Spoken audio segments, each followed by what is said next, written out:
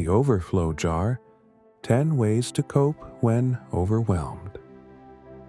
It was a rainy Tuesday morning. Jordan sat at the kitchen table, staring at the open planner before her. One page, appointments. The next, deadlines. Overwhelming. Her heart thumped. Thoughts swirled. She whispered, "I can't do all of this." Then her gaze drifted to a dusty jar on the shelf, once filled with vacation trinkets, now empty. An idea glimmered. What if I use a jar to help me cope? She pulled a sticky, wrote 1, breathe, and dropped it into the jar. 1, breathe deeply. Settling her shoulders, she inhaled for a slow count of 4, held, and exhaled for 6. By the 5th breath, her heartbeat steadied, the tightness eased. When your mind races, grounding through breath signals your nervous system, it's okay to calm down. 2, write it all out. She took a notebook and began pouring her thoughts onto the page. Work stress, family errands, that leaky faucet still undone. She didn't worry about neatness or order, she just wrote. Her chest felt lighter as each worry spilled onto paper. Emptying your mental load lends clarity and lessens the heaviness. 3, do just one thing. Jordan scanned the chaos of her list and found a small, doable task, replying to an email. She did it, sent, a tiny win, but it sparked something inside. A flicker of agency. Mortar builds walls, one brick at a time. So do achievements, even the small ones. 4, say no to one thing.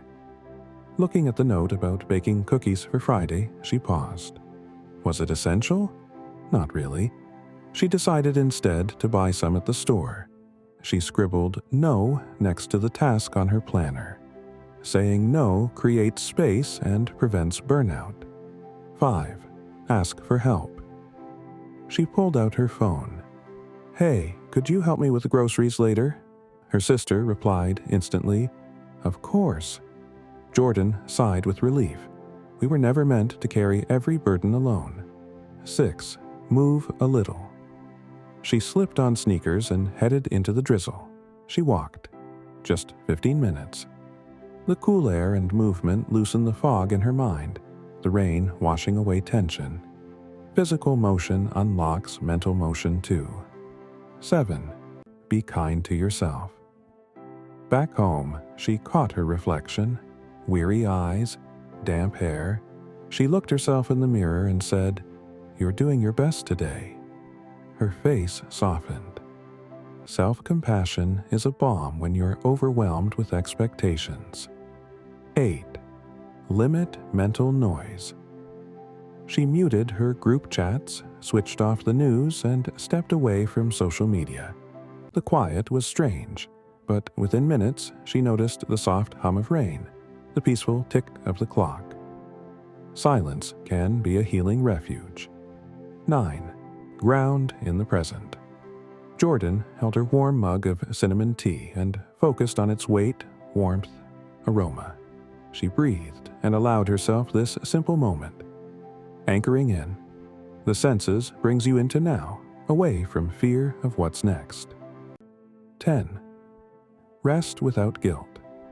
She lit a candle, curled under a blanket, and watched a familiar comfort show. She didn't blink at the clock, she just rested. Rest isn't a reward, it's a necessity, especially when you feel stretched thin. On a full circle moment, Jordan returned to the jar.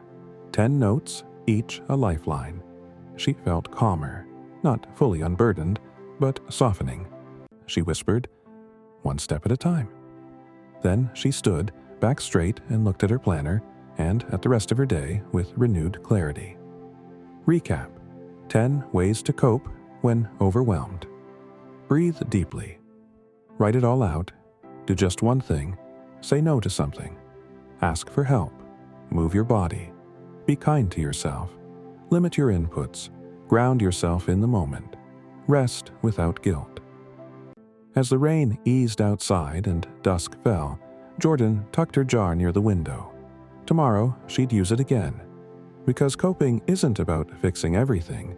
It's about giving yourself tools to face the flood, one step, one moment at a time. Kind reminder, if this story brought you a moment of peace or clarity, consider subscribing for more thoughtful content like this. You'll be the first to receive uplifting stories, practical coping tips, and gentle motivation, right when you need it most.